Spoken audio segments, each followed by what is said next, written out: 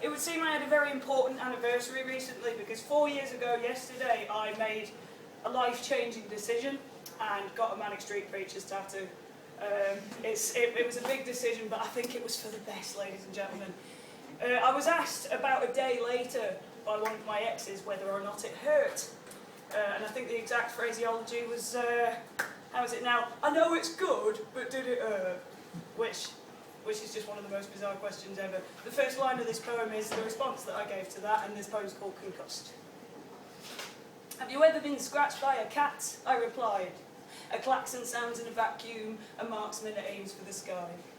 I ask not for the sun rises. I ask not for the sucker punch or the turning of the tide or the chiming of the bell or the maitre d' at the gates of hell who sang in several shades of blue.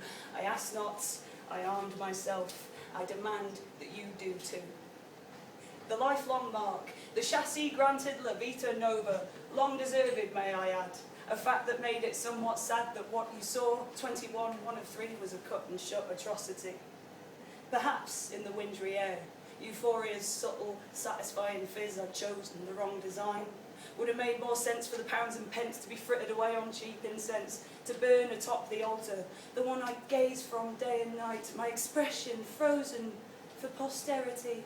The poster child for piety, the centerfold for loss, the long-abandoned station 2 stops away from the cross. Compartmentalise your dreams. Let's watch that box set back to back.